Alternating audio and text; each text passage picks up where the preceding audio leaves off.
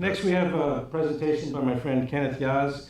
Kenneth is the Managing Director of WCP Media Services. They handle sending files all over the world and content production. That's correct. Tell us everything about it.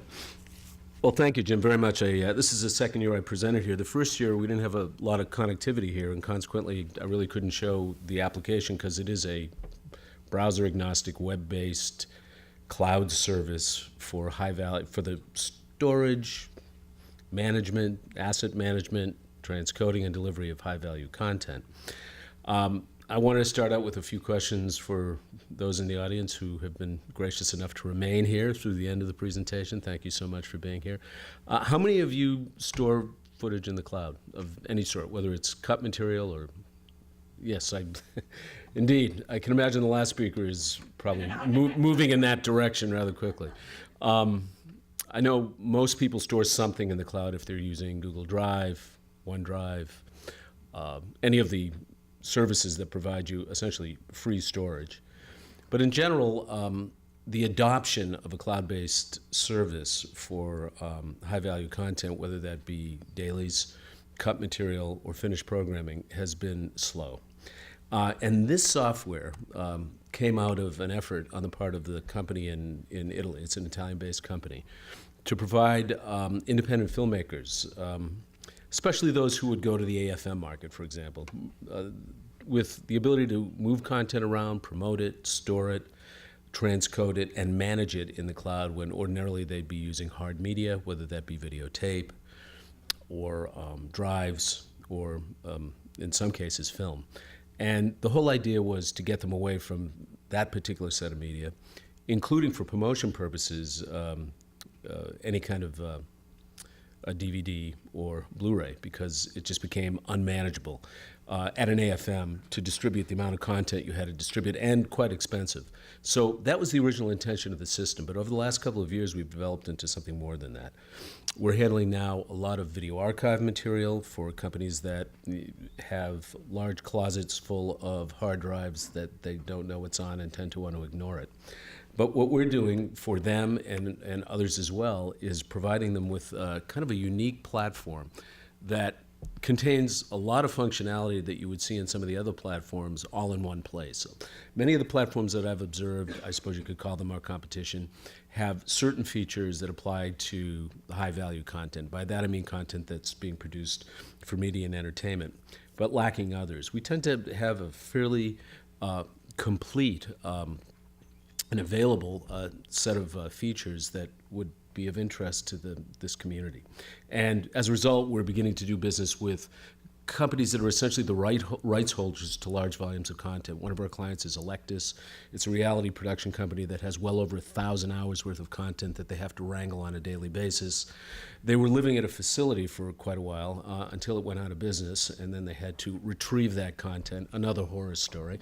And they did manage to get it out of there. They now store it on local servers, but they also put it in the cloud for distribution purposes. And they use our system exclusively, and as a result, they kind of bypass the video facility and all the features and benefits and problems with a video facility, and use this system to control their assets.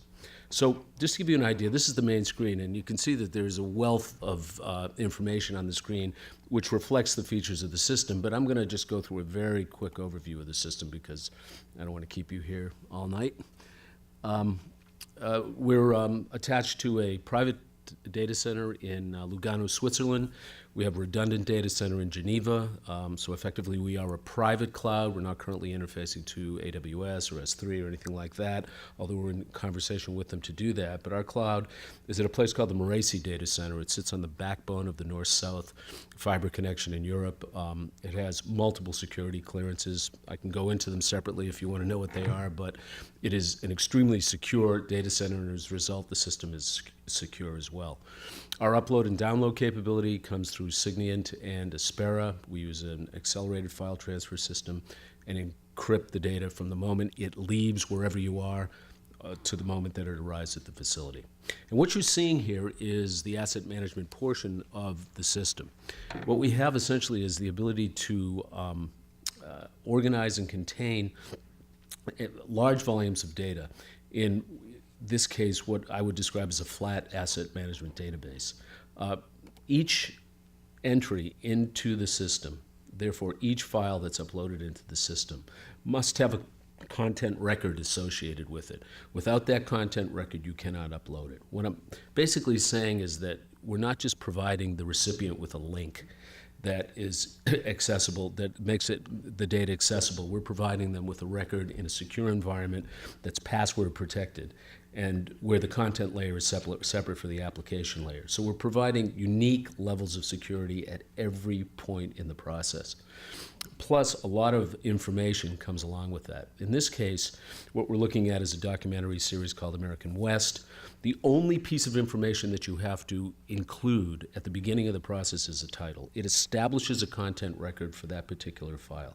You can come back later and fill in the balance of this information, and I'll show you a little more about that. But this is all you need to actually begin the process of recording content in the asset management system. The tabs are pretty self-explanatory.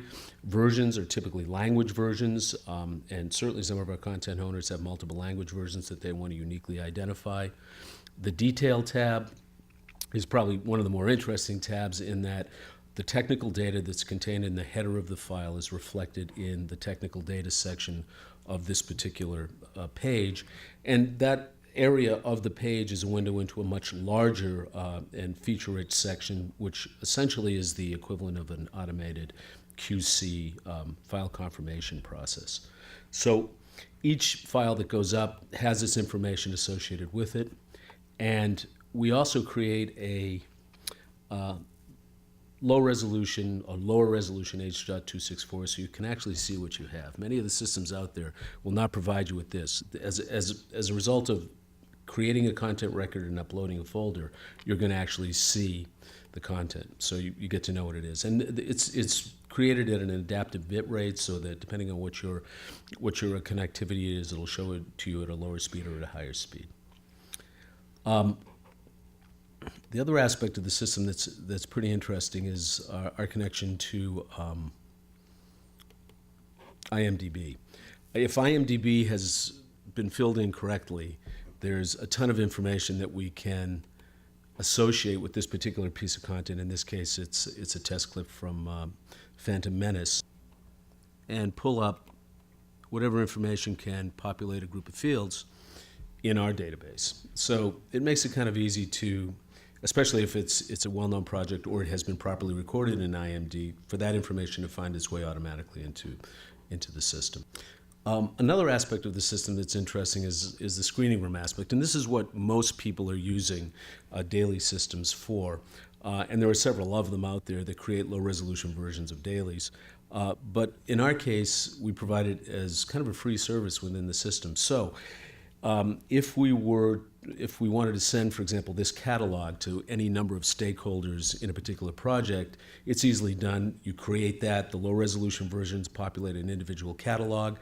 An email notification goes to the recipient. The recipient must log on with a temporary password, change that password, and all of a sudden they are participating as guests in that particular account. So consequently, again, levels of security that you wouldn't ordinarily find in some of the more popular consumer systems, which do a great job, but nonetheless, we feel that our security levels are a little higher than theirs, and they really need to be, especially in this day and age. One other aspect of the system that's worth to you is what we've been doing recently with dailies. We got involved with a project at HBO called The Young Pope, and more recently with a project at Netflix called Subara, which is kind of, how shall I call it, Godfather in Rome. And these particular projects wanted a system that was able to provide an infinite number of stakeholders with access to dailies, cut material, and in certain cases, raw camera files for conform and color and visual effects.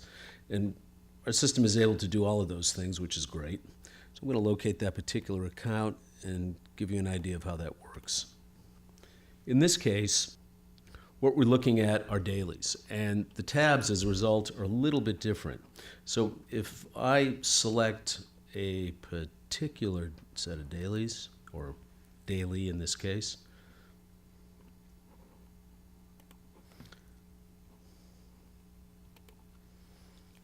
What I'm looking at are tabs that have been oriented a little more towards dailies use, obviously. There's the day, the shoot day, there's the take, and there's the detail of this particular take. And you'll notice for this particular project, which was a short film called Anesthesia, kind of an intro to a horror film, I believe, we're looking at about 12 days worth of dailies, and within each day,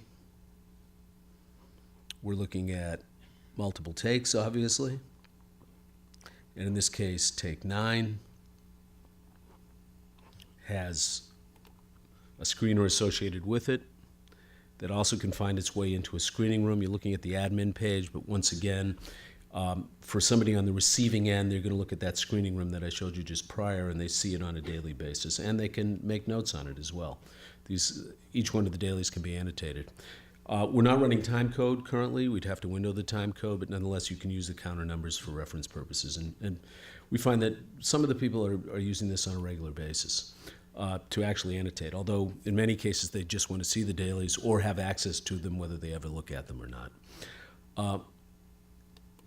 Consequently, the system has a number of different capabilities, and once again, from the standpoint of delivery, we're working with Aspera and Signiant both. In the case of Aspera, we have kind of a unique arrangement where you can leverage our server if you don't have an Aspera license, and they're quite expensive, but it is a worthwhile system to utilize. If you don't have it, you can leverage our license, which lives in the data center, the following way.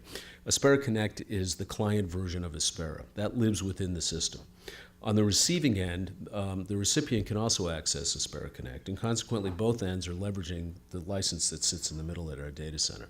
On the other hand, if you're a broadcast network and you have an Aspera license, and most do, if not all, we have something called a push technique. And with proper credentials, we're essentially sending the content or moving the content directly to the server. And so they don't necessarily have to access either this interface or the Aspera Connect client. And we move a fair amount of broadcast content that way. The idea is to provide rights holders with the ability to store a large volume of content in the cloud securely. I know there's been the promise of that has been has been a big deal over the last couple of years. Obviously, outside companies such as Amazon have made an enormous amount of progress in providing this level of storage to people. But what we're trying to do is provide them with an interface that makes it easily accessible. And we're doing it in a private cloud setting, which makes it a little different than some of the more popular platforms out there offering cloud-based storage services.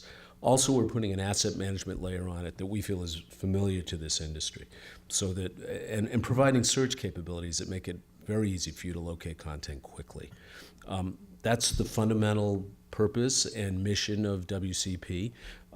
We're gaining some traction. It's taken a while. There's been a bit of a reluctance to actually use the cloud for this kind of service for fear that they're going to be that any one of our clients is going to be hacked or will lose their content. But we've never experienced, especially during production, any intrusions whatsoever into the data center. As soon as the project is released, whether it be over HBO or some other network, that's when BitTorrent comes in and all of a sudden it becomes available universally. But up until that point, we've been very secure, and we're very conscious of that. We have multiple security certifications. I can go over them with you if you're at all interested, and it makes a big deal. It makes a big difference to our clients. We're essentially a Tier 4 bank-level secure data center located in Switzerland, and that does build a level of confidence among many of our clients. We're probably going to co-locate here in the United States, and we're looking at a variety of locations to do it, especially for large studios that insist on having domestic storage. That's it. Thank you very much. Thank you. Appreciate it.